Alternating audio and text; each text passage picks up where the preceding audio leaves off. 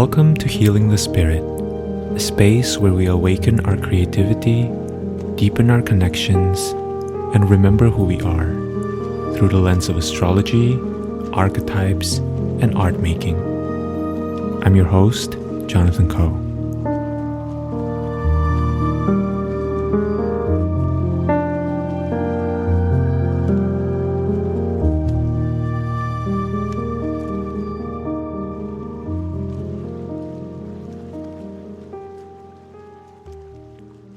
In today's episode, I had a conversation with my friend Mary Schuch.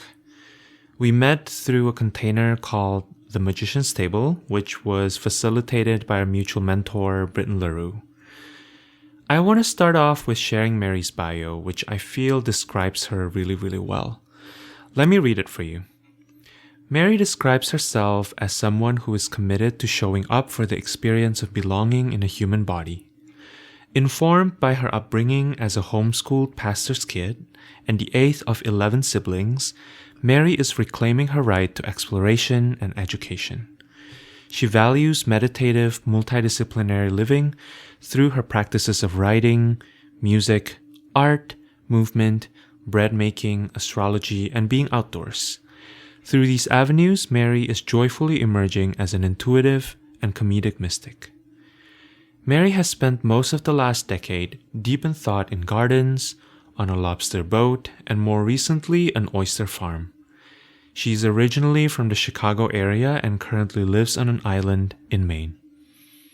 I love that bio because I feel like knowing Mary, I could hear her in that bio. And so I kind of want to start off with that. And I guess when I reached out to Mary for a conversation, I knew that I wanted to explore a topic that's not just familiar to us on an intellectual level, kind of on a scholarly,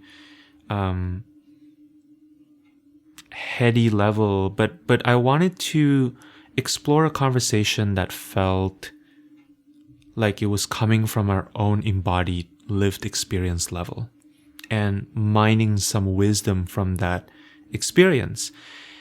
Mary and I are both self-proclaimed survivors of religious trauma, and what I found interesting was that rather than that experience taking us away from the path of the mystic, from our own spiritual path, that experience kind of became the launching pad for us developing our own language with regards to connecting with spirit and also with the numinous. All of that is to say that, for a conversation revolving around the theme of the Hierophant, I don't think you could really have a better pairing. To me, this conversation feels really brave. Questions and ponderings were always required and answers were always optional. It was really a true back and forth conversation. To me, it almost feels like there were moments in this conversation where I almost forgot that we were recording ourselves. We spoke in metaphors and in circles, in spirals, and along the way, we had tons of laughters, detours. We were kind of thinking on our feet, and we were even cursing. So I think you're going to really enjoy this episode. Especially if you're interested in things like cultish behaviors and why we engage in them, and how developing awareness of what cultish behaviors are and where it came from, how it can lead us to new ways of being in teacher-student relationships. On a personal level, we were also discussing Mary's relationship to her own inner teacher, and how it's shifted through being in voluntary learning spaces as an adult and committing to her own personal practices. All right, let's get into it. Here is my conversation with Mary Schuch.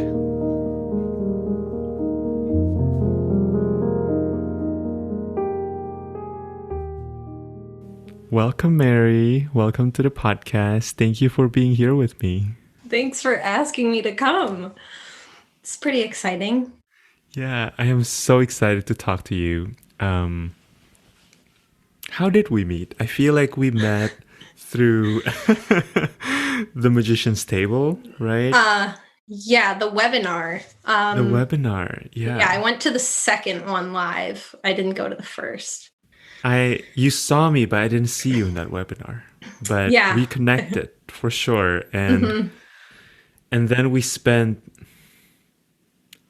how long was it? Like 3 months together in that container. Hmm. And ever since, I feel like we've just kind of gotten deeper in our friendship, and I've just really admired you and your ability to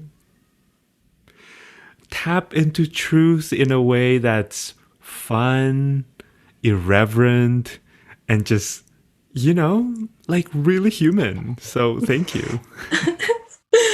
Oh, thanks. I know I feel like saying that after I was like, who is this Jonathan person?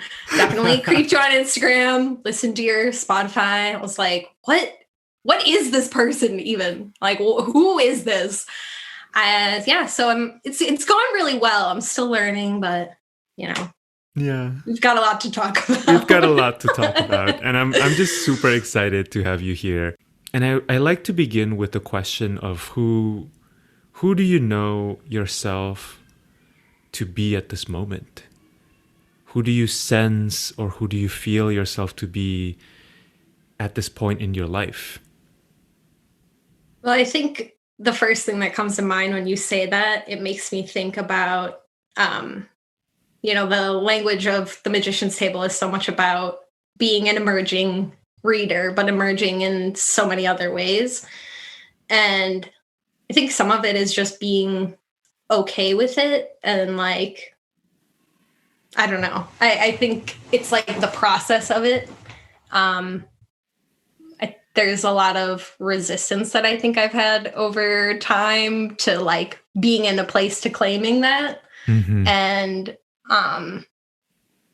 we're all always unfolding, and that I don't have to wait for like the perfect package to also be unfolding and also talk about it with people. Like I would never say the stuff that, to other people that I tell myself about it. I'd be like, of course, yes, we're all on our journey, whatever.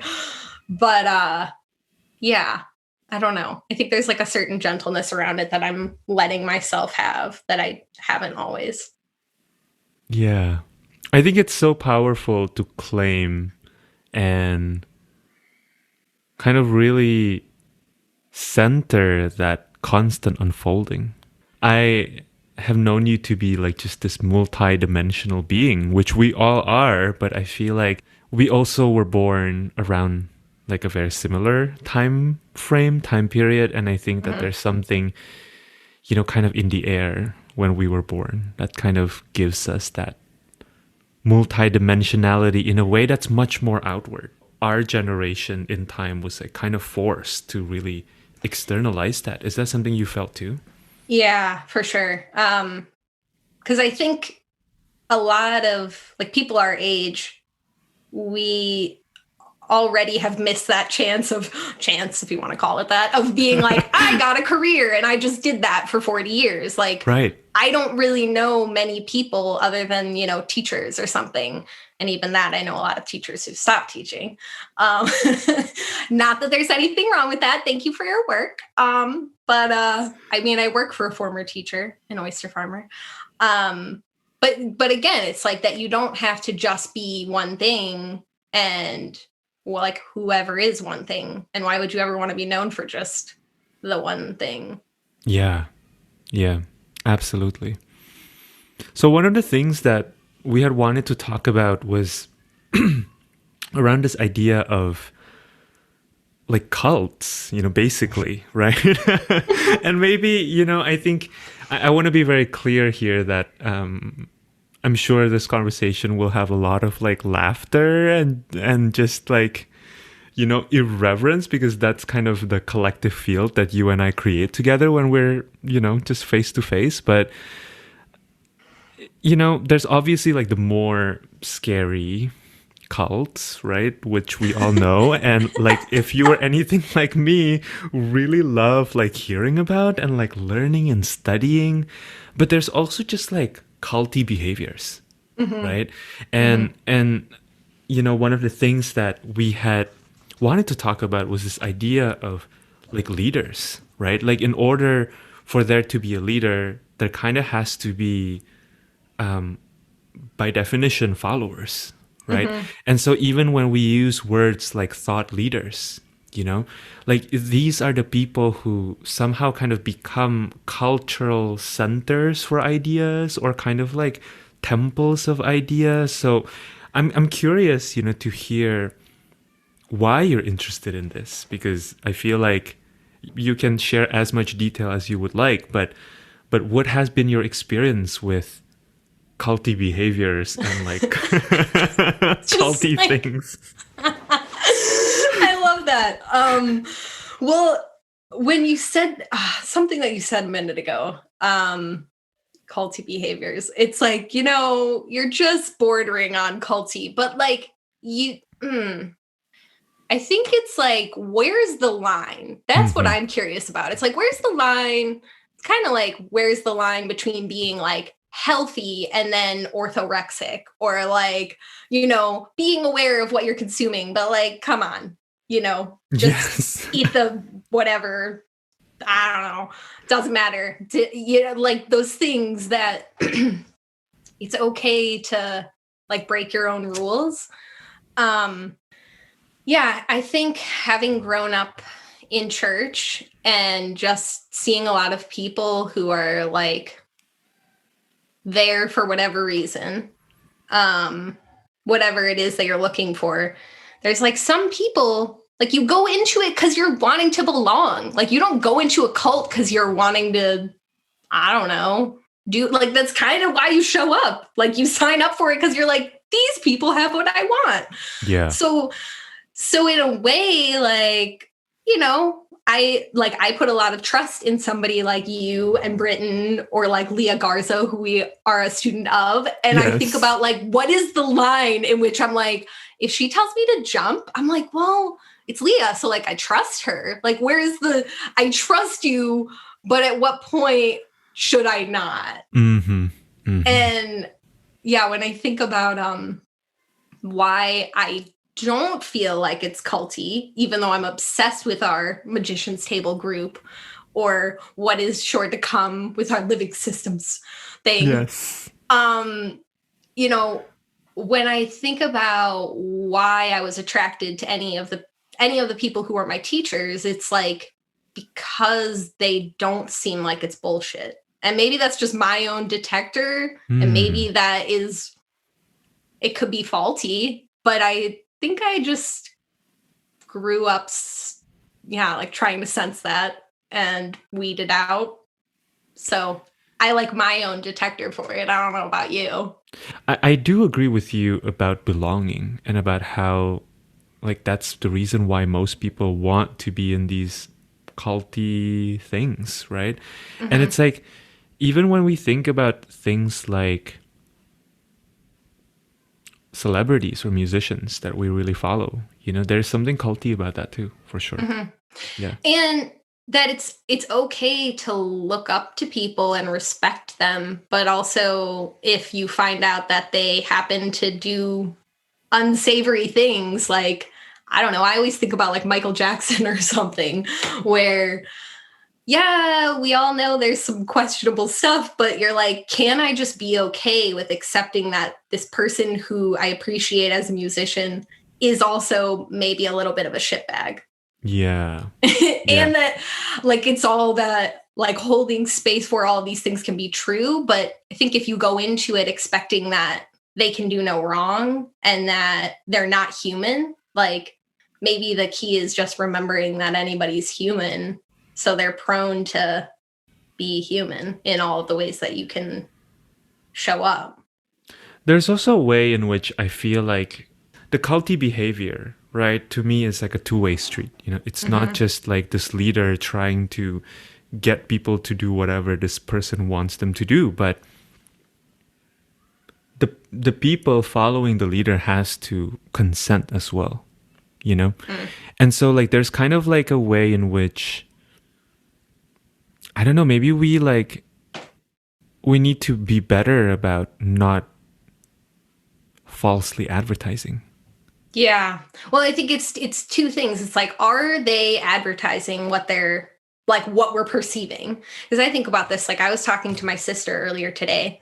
She's a musician and she said something like she met someone and they were asking her like, I don't I'm trying to think if I shouldn't be this specific, but like, like, oh, you have relationship problems? Like, I thought you were just like this perfect person who had nothing going on. Terrible. She's like, yeah, I've got all the, issues too, like anyone else. And like, she didn't try to put out that thing. It's just a person looked up to her and thought she must not have those problems. Like, whatever it is. Like if I look at Jonathan, who I look up to for many reasons, and I'm like, oh, well, they must never have problems with articulating a point very clearly with eloquent language. I can only imagine. It's like, well, maybe you do, or maybe you don't. It's like my projection on who you are. Yeah. And it has nothing to do like it's not my business to project that on you, nor is it your business to assume you have to fit that either. Mm-hmm. And yet, it's interesting because belonging to me, I recently started reading or listening to Reverend Angel Kyoto Williams's, it's so good, audiobook on belonging. And one of the things that she had mentioned was that the problem is that we don't talk about belonging. The reason why belonging is so tender and so scary is because a lot of it is unspoken, So it's almost like, I think as we put more words around it, as we allow it to take its own shape, the spirit to take its own shape in our culture, right? We will stop tiptoeing around the idea of belonging, right? And so, yeah, I feel like projection is so interesting, Mary. I wonder what's your relationship with projection in your own life? Or the pedestal? I think, like, how personal am I supposed to get? Okay, so quick thing about me. I grew up a pastor's kid. I'm the 8th of 11 kids. And I think a lot of people have their ideas about who my parents are or were and how our family is or was back then. And so, yeah, I think growing up in a big family, there's a lot that's like projected on you within the dynamic of the group. And there's not a lot about you as an individual. And so I guess when I think about projection or how I think I worried for a long time that it made me inauthentic because I felt a lot differently than I behaved because I behaved a certain way out of an energetic load that was just a consequence of living with a lot of people. And I'm a sensitive person, it's like, it's hard to think of how I managed to get by, but when it comes to those projections about like, oh, we don't have to worry about you, or like, you'll just do whatever and be fine. It doesn't mean that I didn't have like needs or wants or whatever other things that normal human beings have.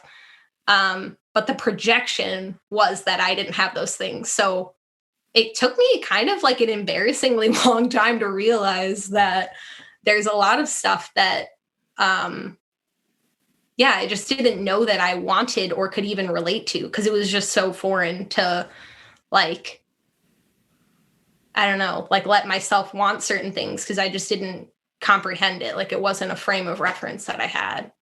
Yeah.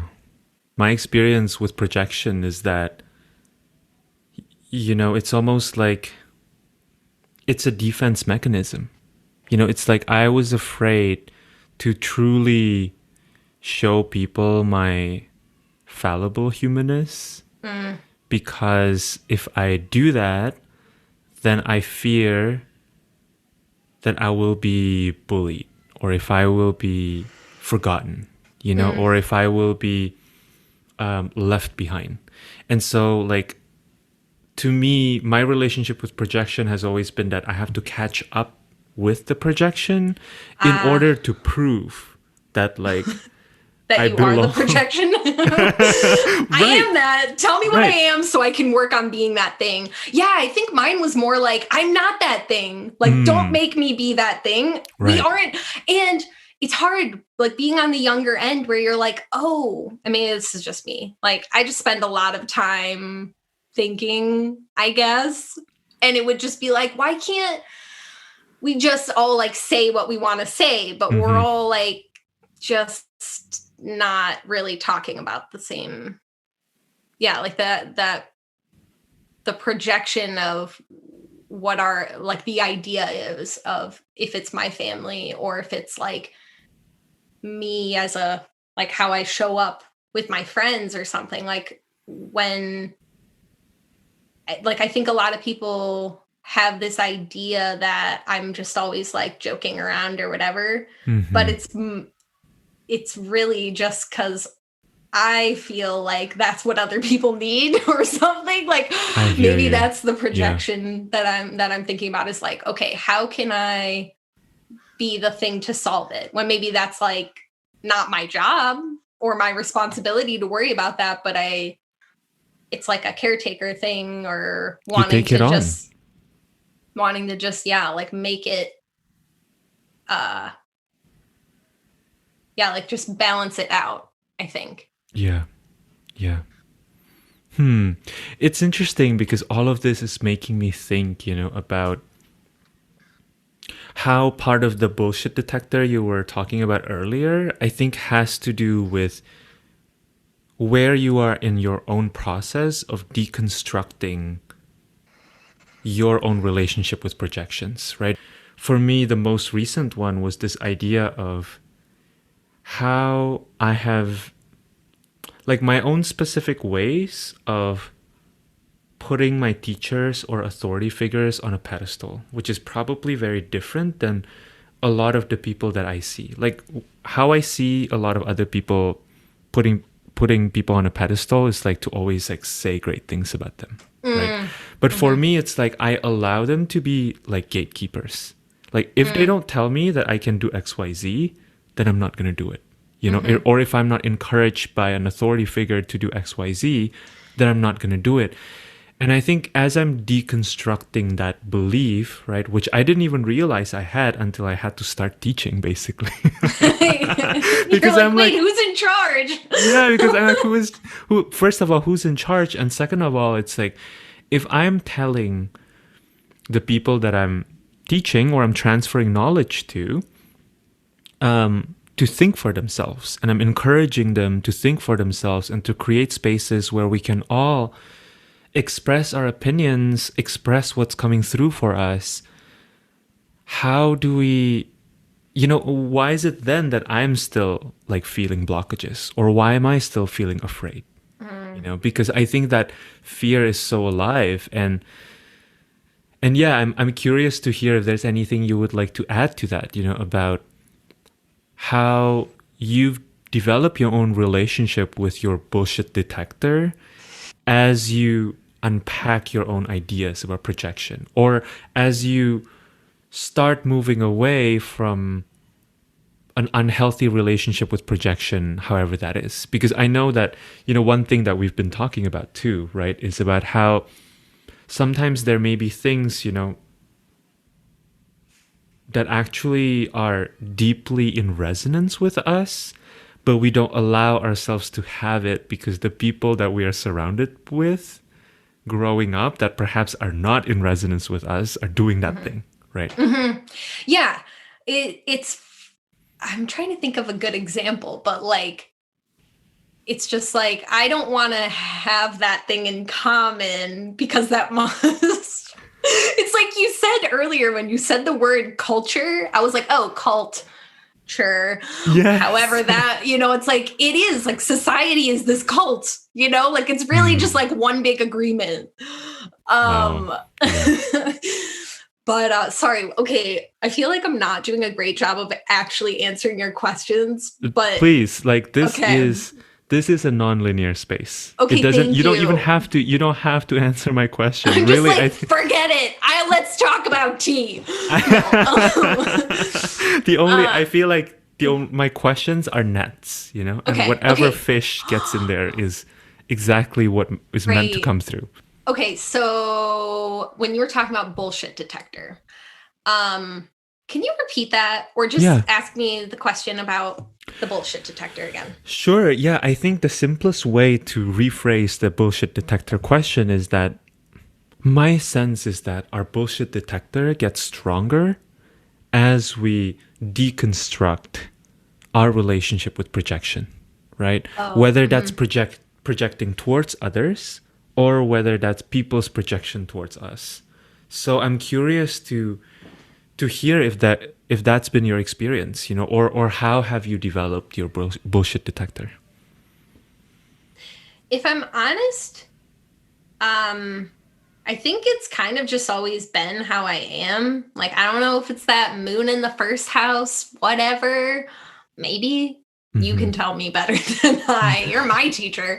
Or Tell you me. can tell me better than I I, don't know. because I you mean, live it. all right. I'm like, can I? Okay. Please tell me how I feel. Um, so I feel like,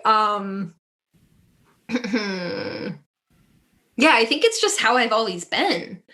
Like maybe it's just a safety thing. Like for me, something my partner and I were talking about recently was just when you're growing up in a situation with like a lot of different personalities and a lot of different energy is like this idea that you're always like on the lookout for, well, kind of like it's the belonging, but it's like, okay, how do I navigate the scene that I'm in? And maybe that's just how I I tend to be. Like I've got a lot of like I don't know, I guess I just have the tendency of being like, how can I not add to what's happening?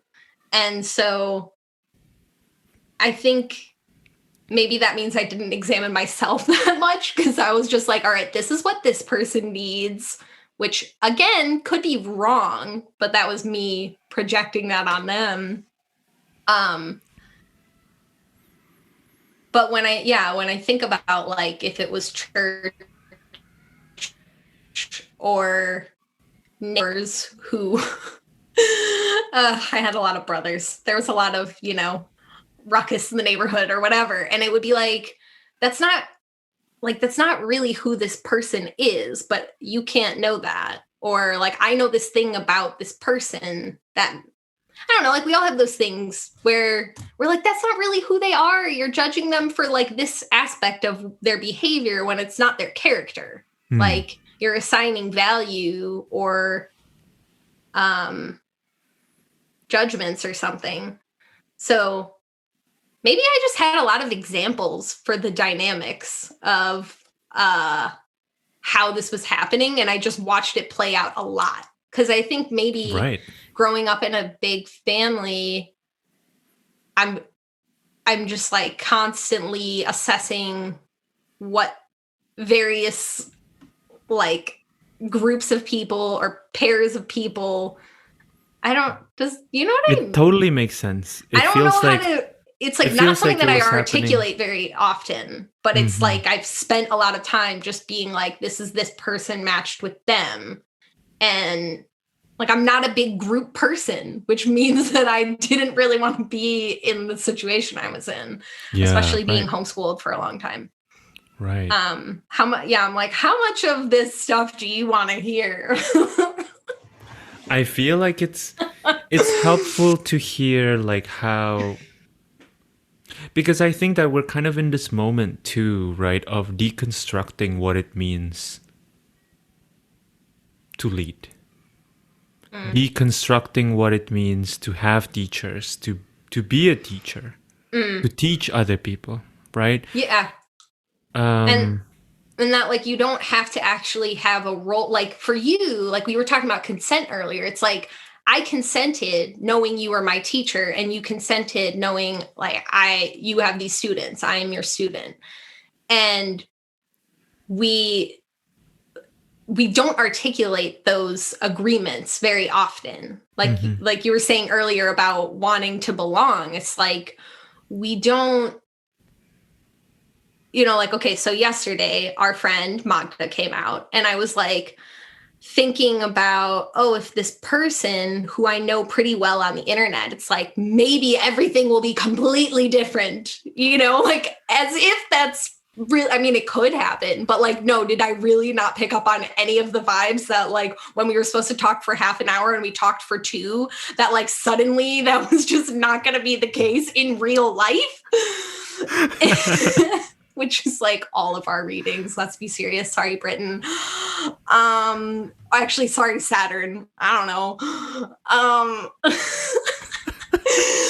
But like, the whole like I think that's what was the powerful thing about being in that particular group, not cult, is that we did kind of go into it being like, we're gonna go through some shit together.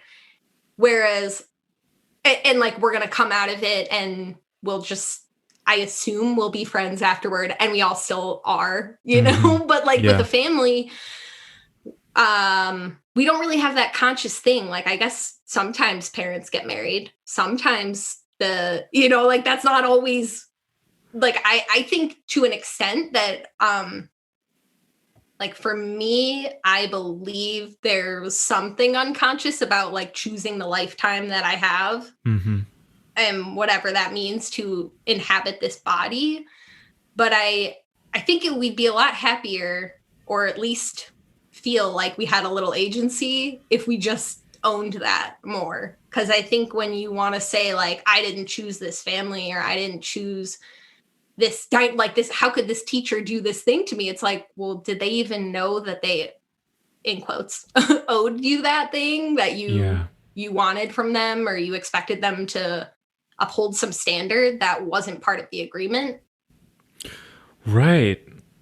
Yeah, wow. I feel like there's so many different places I can go with what you just said, but one thing that I've been thinking about is having reverence for our teachers, right?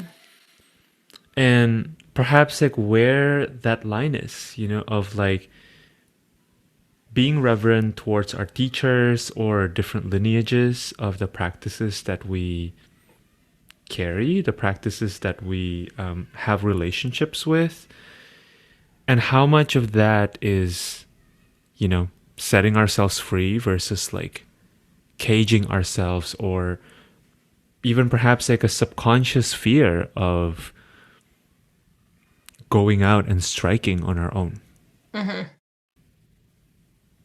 Or of like deepening into our own knowing, right? Which may be the same or may be really different. Well, I guess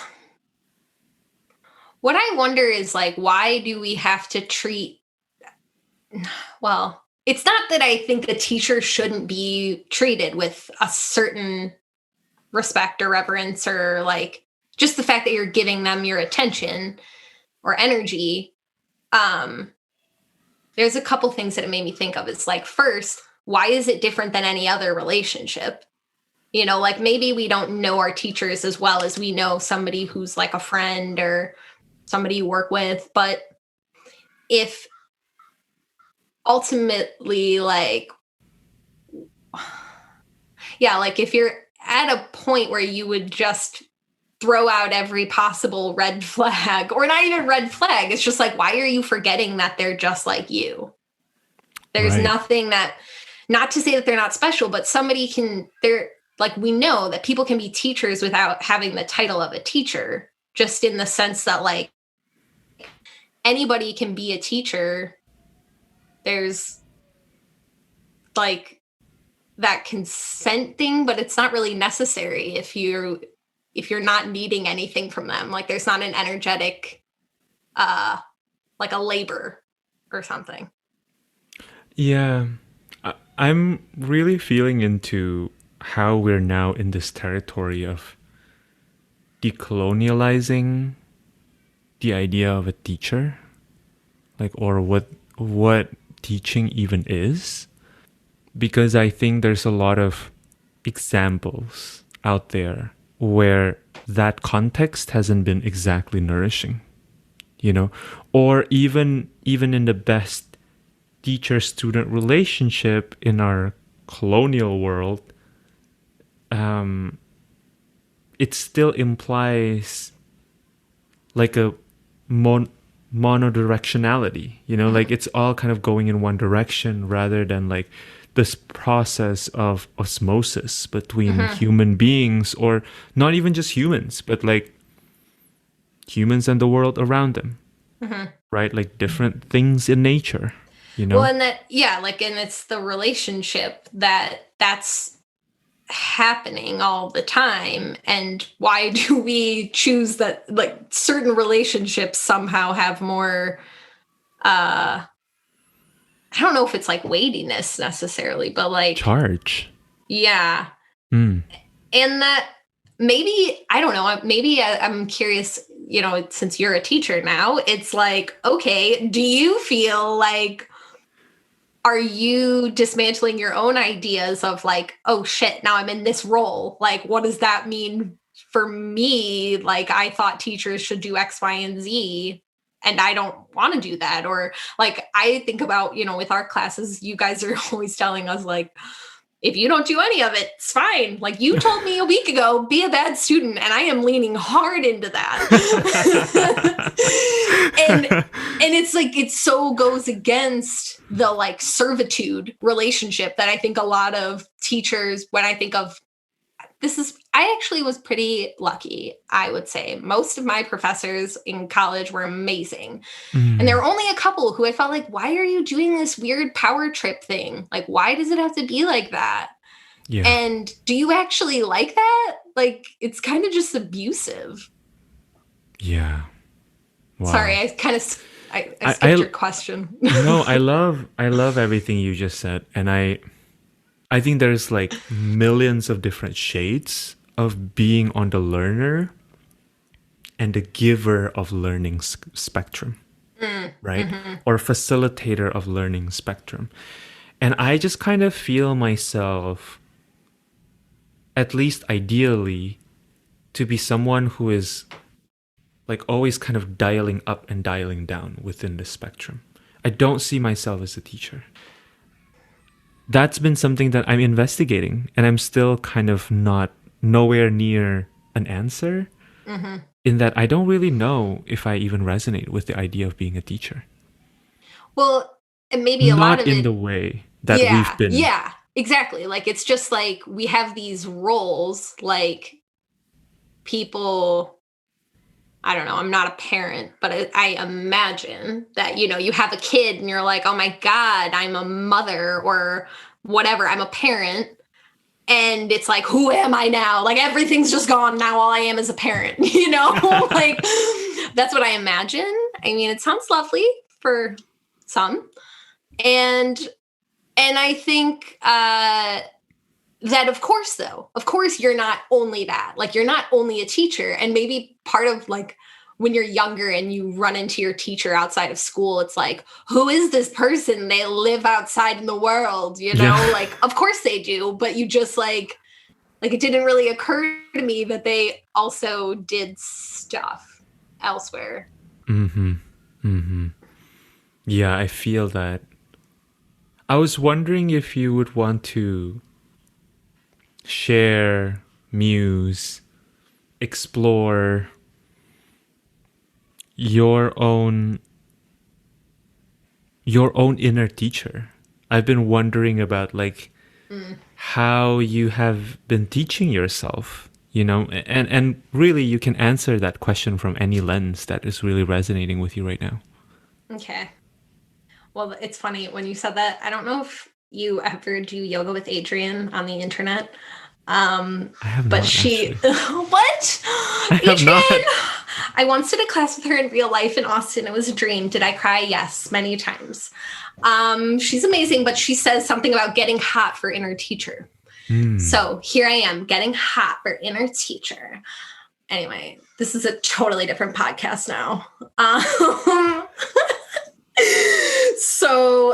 Well, yeah, I think it's been okay. So my life card or whatever is the Hierophant. Is it Hiero or Hero? Hierophant? I've heard it pronounced so many different ways. I need to look it up. It bothers me that I don't know for sure. I say Hierophant. Yeah. Hierophant. Okay. HP. Although HP has sometimes been attributed to High Priestess as well. Oh, shit. I've heard people say HP as in like High Priestess. Okay, right. Yeah, just H then. Anyway, so that's my life card apparently. And, it's like, it feels really fitting for this conversation that I'm still very new to the tarot, but thinking about those, like what does that represent? And I don't know, I think I've always liked learning, but when I think about my relationship with learning in a formal setting, it's pretty intimidating, or has been, partly because of being homeschooled and always going to tiny Christian schools. And, when I went to college, I was pretty excited to just get to learn about things that I wanted to learn about. And at the same time, I still kind of felt like, oh, I should have done better. Like I could have been better at that. And now I can look back on it and be like, holy crap, like you got through that. Thank you, Capricorn Stellium. You really served me well. And yeah, so sorry, when I think about the, just like learning, I guess it just confused me when I would be with people in college who just like didn't seem to like any of their classes or like any of the stuff we were learning. And everything for me was like, oh, this relates to this class. I mean, I did psychology and religious studies, so there was a lot of like fun overlap for me and being like, look at all of these things that are coming together, the liberal arts, mwah, love. And so I did, yeah. So now though, I think like now that I'm doing it independently and sort of just like owning that curiosity from a place that for me feels like I guess it is kind of just like inner child work to revisit these things that I was curious about and wanted to learn about, but didn't really have the resources or didn't have the structure around it. I think it's like, how do I want to say that? Like, it's been hard to work through the resistance around it, even though my inner teacher does want, like, I really do want that. I think there's this sense of like, you can't make me do this, even though I want to. But I still feel like resentful. I don't now. I think I've worked through a lot of that, but it's because I've had, like maybe part of it with, again, the magician's table being like, oh, I have to take inventory of what I am doing. And it really forced me to look at what I have done, which is a lot better than I think it was just if I'm focused on what I could do better, you can't really see how well you are doing. And yeah, I think starting a writing practice that I've been doing for a couple years now, I have this huge stack and just being like, oh, that exists. Like, that's not nothing, Right. Or right. like I've been hanging out with my friend Yoga with Adrian on the internet for like however many years. It's like, that's not nothing. And little by little it adds up. But I think at the time of like whenever you start those things, or whenever I started those things, I should say, it's like, I have that thought that, if I mess up, then I must not have really been committed. Or if I don't follow through like once or twice and then I don't get back to it, I'm just like garbage at it. And it's like, you can't, it's like, the more time that passes, you can see what the pattern is. But if you're only looking at a week, you're like, yeah, I did suck at that. Like, I didn't really commit to that. But, you know, when you look back over years, and I think a lot of, like, since I moved to Maine, like, I'm from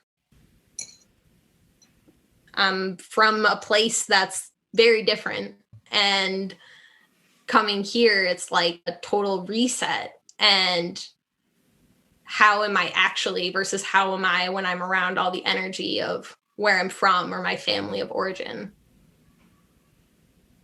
Yeah.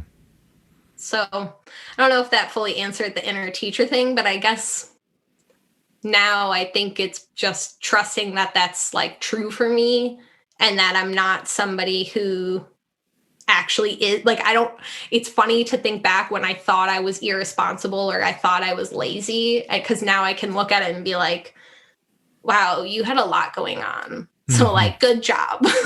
Yeah, right. It's interesting because, you know, if it's okay to talk about your chart, right? Oh yeah, please do. Okay, you have your ninth house ruled by Capricorn, and I think what you described was such a Capricorn experience, you know, of this, like, I feel like wherever we have our Capricorn in our chart is often where we perhaps don't get a lot of pleasure in the moment of doing it. And only in hindsight do we look back and we're like, whoa, shit, like we really did a lot, you know? And so like there is kind of comfort in that, because then it's like, okay, if things don't feel good right now, just wait and see, right? Yeah. Like in 3 months or in 3 years, you know? Yeah. And I think it's like, that makes me think about what people say about the weather here, where it's like, if you don't like it, wait 5 minutes, which is kind of just everywhere. I feel like everywhere says that. Everyone thinks that they're the place that the weather changes a lot, but they're not. You're not that interesting. The weather's changing all the time, everywhere. But it just goes back to like impermanence and thinking, like I when I was talking to my sister earlier, it's like, there are those things that were like, oh, I just like, if you're like in this pit of despair and you're thinking like, well, this is just how it is forever. It's like, actually, I am so glad it's not. And the more you pay attention to that, it's going to change and the cycle's going to change, then you cannot freak out and trust that it's not going to. Like, I don't know. One thing that's making me think of is like when you play like catch with kids, or you're like shooting hoops with kids, you miss one and they're like, you suck. And then they're like, great job, you're really good. But then you miss one and they're like, you suck. It's like, okay, we're playing for like half an hour. We don't have to comment on everything. You don't have to just like every little thing. But, you know, like, like we can't live our lives like that, like commenting on every little thing. You can, but it's just going to make shit tedious. So just like, let it go. Let it go. Yeah, like letting the commentator take a back seat every now and again, you know, just like chillax. You don't have to keep score the whole time. Yeah, and I think because, you know, talking about my chart, it's like so much stuff in Capricorn that I always just, like, I knew I was an Aquarius sun. So I was like, yeah, I am eccentric and whatever, whatever the things are. I'm different. I'm so cool. But knowing now that I have hella Capricorn and Taurus in my chart, I'm like, why did I just say hella? And it's not even a word that I say. I just want to clarify that. But now that I know that I have these other things, it took a long time to be like, oh, right, I am that. Like, I just always thought I was the opposite, which was just like aimless and ungrounded and emotional. Yeah. Well, and it goes back, I mean, like earlier, the projections of like, who am I? Like, to a lot of people in my family, if that's the example we want to go with, but like, oh, you're really sensitive and emotional and reactive. But when you can get out of this place, like I refer to my life as just like a long-term detox from being around a lot of people. And there's nothing wrong with being around a lot of people or whatever, but it makes it really difficult to know what's yours and what's not yours. Absolutely. And so when I think about how I thought I was, like, yeah, I am sensitive and I can cry really easily, but you know who cries easier? People who are Pisces. And that's right. And it's like, that's just thinking of all of our voice things. Sorry, I'm just tearing up a little bit. Anyways, and also the moon in Cancer. And now that I pay attention to that, I notice that in moon and Cancer days, I do cry. But I don't have to think, oh, I'm going to be in this forever. Yeah. Wow. I have been thinking about how, different relationships in our lives, different jobs, different, maybe even like places that we live in, they're all just like transits, like really, like astrologically, right? Like they happen as they coincide with certain transits, but like it'll pass, and I think you had mentioned non-permanence. That to me feels like something worth grounding into. Which seems like you shouldn't be able to. Right. You're like, I really want to lean into this fluidity of not,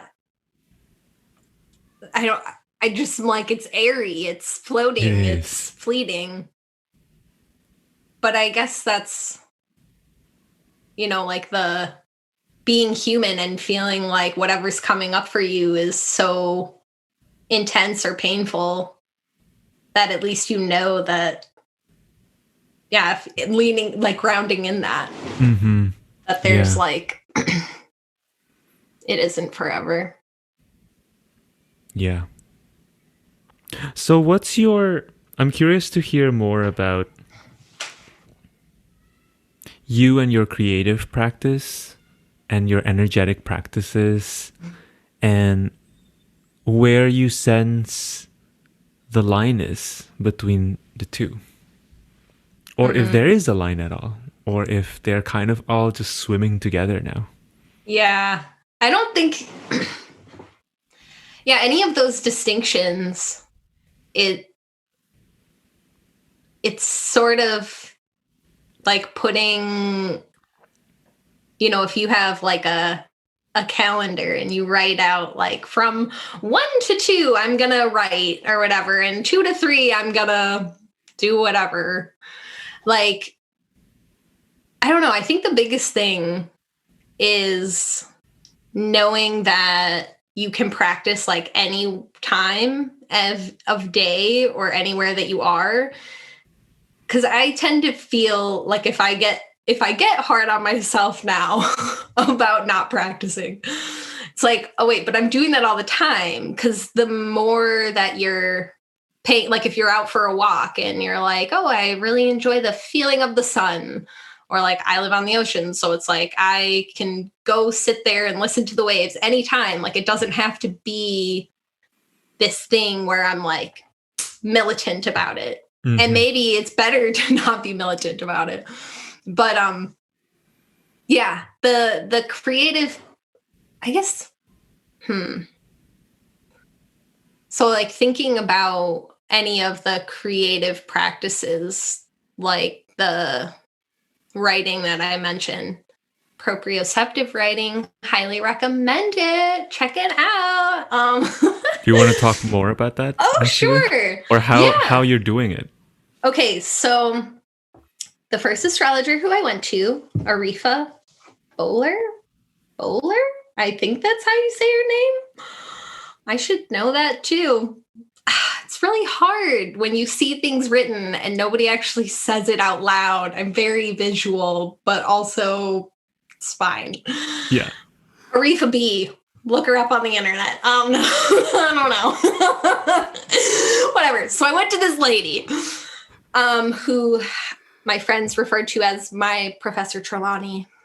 Little did I know how comical it would be, because I have become the Trelawney. Not quite. Anyways. Focus. So, proper receptive writing is a practice that I was introduced to from Aretha. And so there's a book called Writing the Mind Alive. And the practice is basically like you set a timer for 25 minutes, you light a candle, you listen to Baroque music, or I just always like to listen to Yo-Yo Ma. And because I don't like it, sometimes a harpsichord will come on and that just distracts me. Mm-hmm. You know, no harpsichord. I'm not into that. I don't know. There's like, I'm not like an instrumentalist, like in a, speciesist, racist instrumentalist. Like, instruments are great, but I don't know. The harpsichord's just not what I want to hear when I'm trying to write. It's fine. You know what I mean?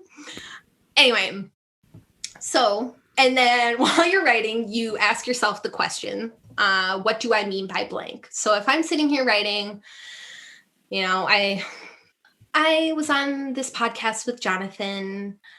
It was terrible. What do I mean by terrible? Actually, it was really lovely.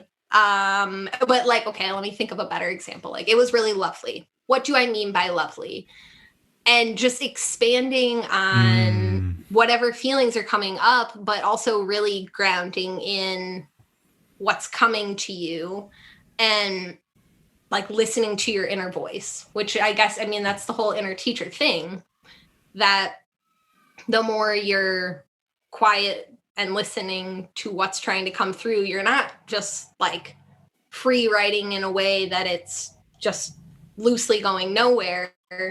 You're really trying to get to the heart of, if I say something like earlier today, I guess, thinking about, like, when I think of this house, what do I mean by house? And you could go into the details of like where you were. And at the end of it, there's, you read it out loud while you answer. Oh, sorry, I'm explaining this poorly. You answer 4 questions that are about the right. Was there anything heard but not written? How or what do I feel now? What larger story is this right a part of? And do I have any ideas for future rights? And so then you read the whole thing out loud. And I think that's really important. For me, it's been really important because there are lots of times that you write a journal and you just throw it down and forget it. And it's like being able to say certain things out loud that you maybe don't think you have strong feelings about, and you notice that you're emotional about it, or that maybe it's something that you want to explore more. And it's like a really good way to get in touch with what you really mean. I mean, that's the question, is like, what do I mean by blank? And I find that it's kind of carried over into conversations where it seems kind of like awkward or like fumbly when you're just like, well, what do you mean by? But it's a really good way to probe people or yourself to think like, what am I really trying to say? Like, what's the point here? Because a lot of times we could just blow past things, but if you really dig at it, you can get a lot closer to the like root of it. I love that. And it feels like,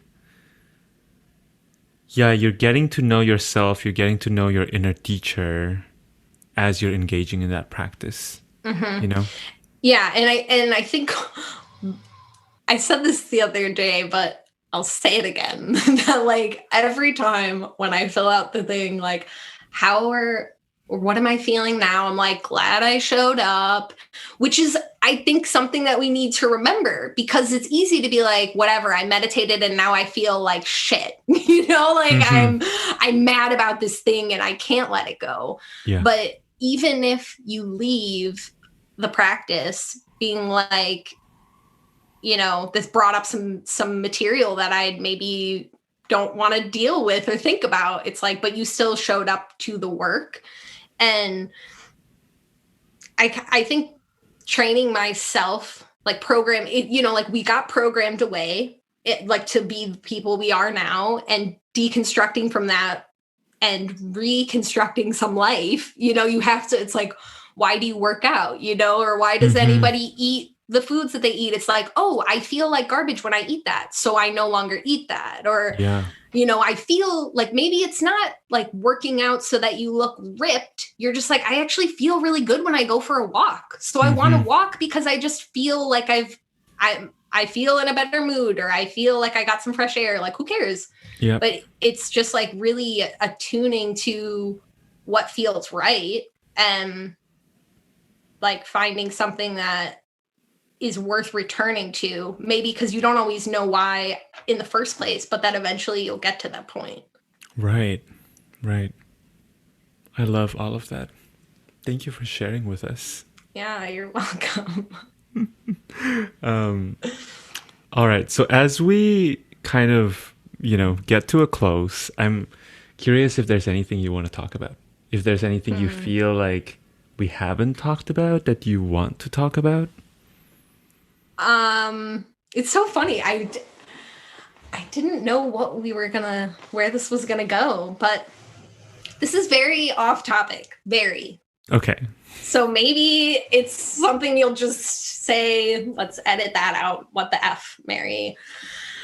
So the other day, I was talking to some friends about death and like funeral practices. So I was curious about, so you grew up in another country. It's like, have you been to funerals here?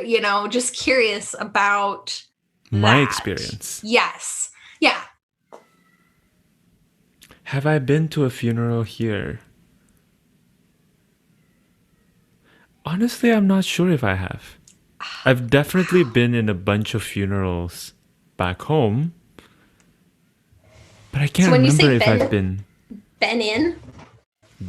Yeah, been to. Like, is this like a participated? You're like, I'm not dead, but I'm here for it. Well, my grandma passed away when I was 14, 15. So I definitely remember that whole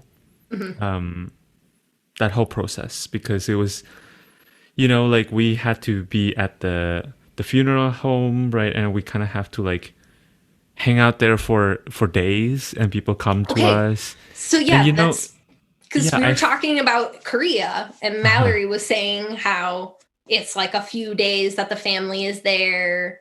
Yeah. And so I was wondering if it was like that where you were, or if... Yeah, it's like that. Okay. Yeah. Why did you ask? Well, because I'm just curious, because I feel like, like so much of death is so sterilized here, and that like maybe going back to like talking about being human, or that like we need to put on this face around, like even just the idea of like dressing somebody up who's dead. It's like, yes, there's a certain like respect and reverence for the person who passed. That's good, whatever. But that it's like, let's make it look like they're not even dead. Like let's deny this other part of being a human, which is just the inevitability that things are going to change, and that your body isn't forever, or whatever the other things that go along with it. So I was just curious about like it, because there's like culturally, it's just interesting to me. Yeah, and also, the thing is, I feel like so much of Western, I'm putting air quotes around Western here, ideals have spread so far to other parts of the country as well, or other parts of the world as well, that I feel like it's kind of impossible not to, unless you are still very connected to your own kind of ancestral culture and ancestral ways. Oftentimes death that you see, like when I think about it, like my grandmother's funeral was very similar to whatever I see on TV as to being like the funeral rites in the United States, you know? So And was in she that, Christian? yeah, Yeah. So then there's that whole thing. there's that whole thing. Right. Right. It's like imported into other cultures and countries through the religion, for sure. Yeah. This has been so lovely, Mary. This has just been amazing. Thank you for nourishing me and my week and my day. And I guess, I'm still working on that final question, but what feels resonant for me today is to ask you, keeping in mind our conversations about cults, about our own inner teacher, about death, about growing up in a big family. How do you think that's impacted your understanding of language and how language can create the world that we want to see in the future?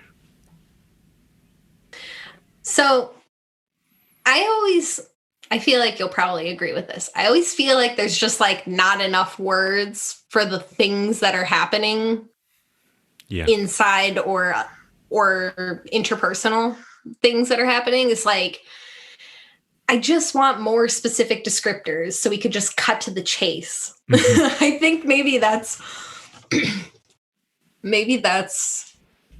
something to going back to like the bullshit detector of things, is just being like, let's just get to the point here. Yeah. This is a yes or this is a no for me.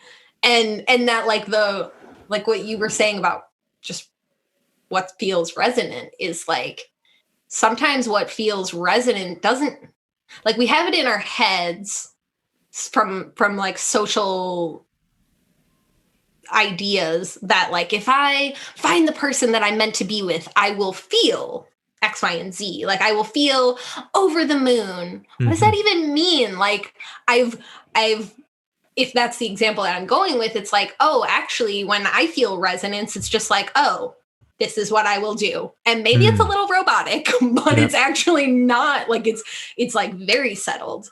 And it's very, there's a neutrality to it. Yeah. Like, it doesn't feel like heightened and frenetic and whatever. Like, so some of it is just that over the moon for some people is actually like, yeah, they're just like gushy, over the top, I don't know, giddy people. And I realized, like, I don't really get giddy. Why would I just except, yesterday? Like, I am not gonna just be giddy all of the time. And also, who has energy for that? It's exhausting to be giddy. It's tiring to be giddy. Like, resonance saves you so much time and energy because you don't have to it's not projecting, but yeah, I guess it's just like, I don't have to exude all of these other things to just know, like, quietly, like, go in your prayer closet, if you will. Yeah. We haven't really made any like church references, and I just wanted to slide that one in. Prayer closet right there. Yeah.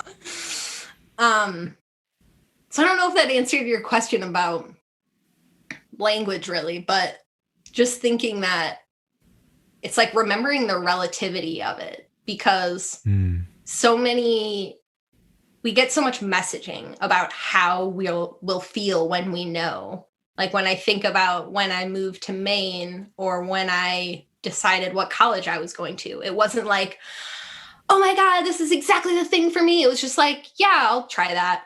Like, I will do that thing, Right. And if you're looking for this like big flashing banner that's going to be like, your heart's gonna pound and you'll know it by all of these words. Like maybe you just need to like figure out your own words. Oh, I love that. Yeah. Yeah, it's very eloquent. Thank you, Mary. You are very eloquent. I love it. Oh, stop it. You have Mercury in Pisces. I can't compare.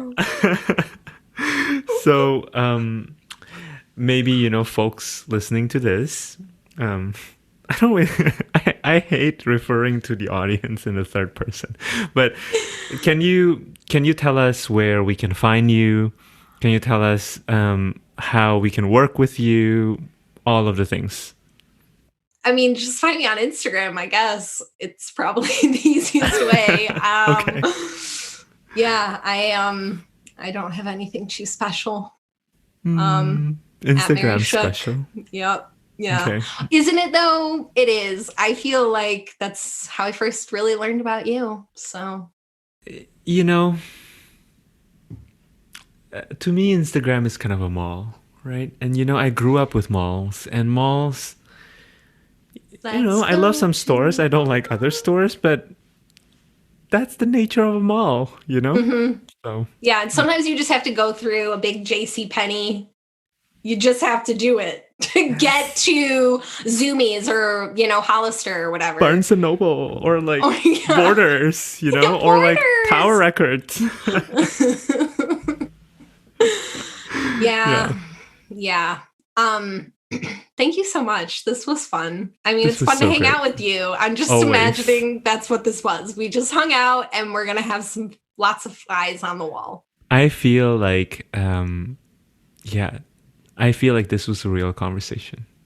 Mm-hmm. And for that alone, it's like, I'm really patting us both on the back for doing that, because it's not easy to be doing that while it's being recorded. You know what I mean?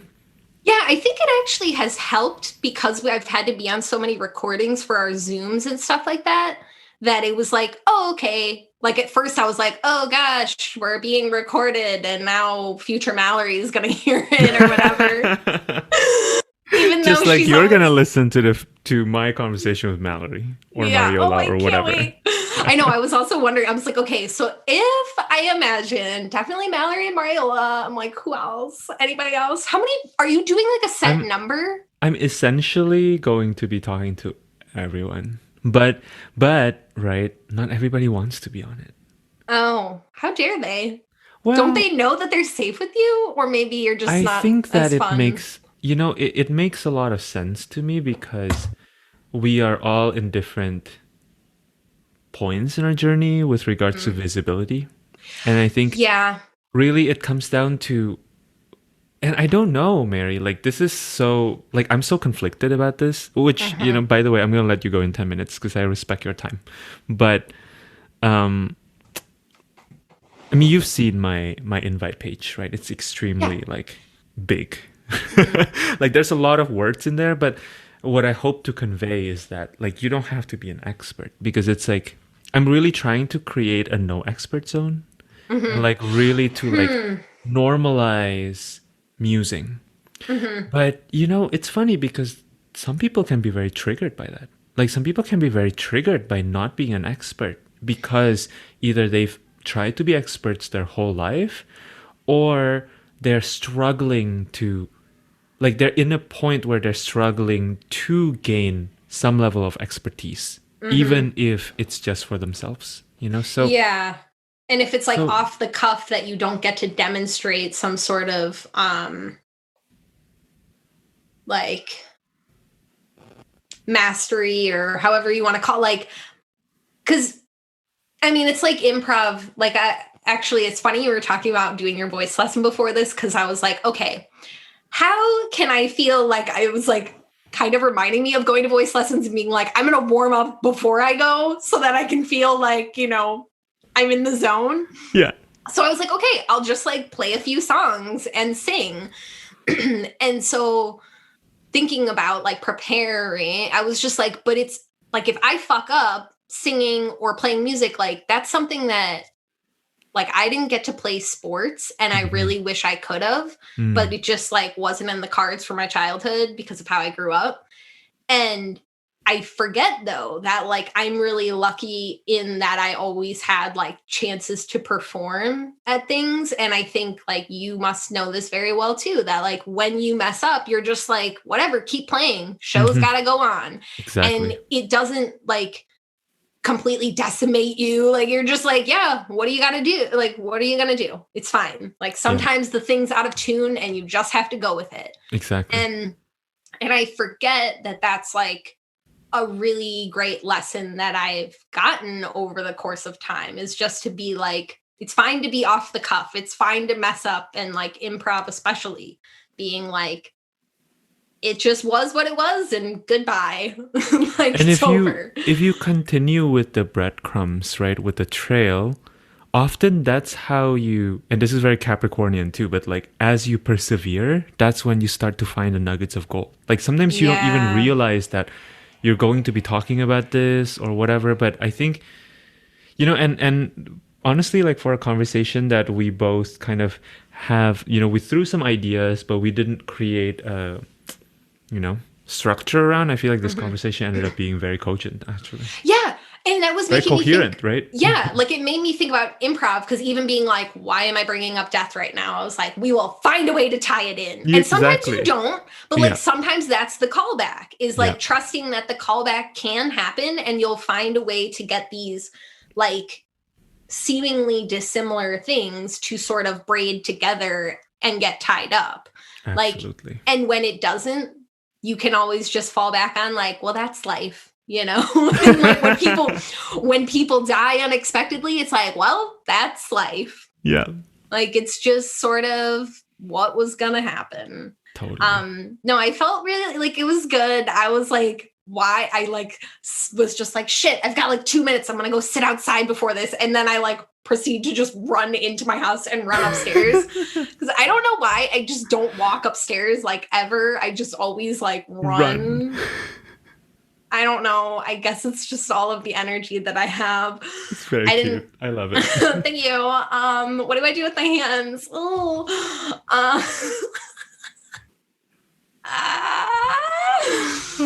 Mary. My face hurts. Yeah. No, thank you. Thank you for just being so funny, so sincere, so kind, and just the light that you are. Well, look what I drew right before here. Aww. Thank you. Thank you for saying that. I realize that in our group, like, it's hard to tell people sincere things. And so I'm like, oh. Because we're too sincere. Yeah, like, we're all, like, it's safe to do that. And I think, like, when we were talking about, like, oh, God, if I see Magda in real life and she's like, what a fucking weirdo. It's like, if she's already heard my inner workings, like, what else can she, like, write me off on? But, like... Yeah. Like, I think it's that like vulnerability of being like, oh God, what if I put myself out there? It's like, yeah, if you put yourself out there in our group, you're going to just have these people who just like gently hold you. And like, I don't know, I feel really like safe with, so like, thank you for not being intimidating and too scary, because it was good. Yeah, of course. Thank you so much for doing this with me. Yeah, I had a great time. Just shooting the shiz with my pal. Totally.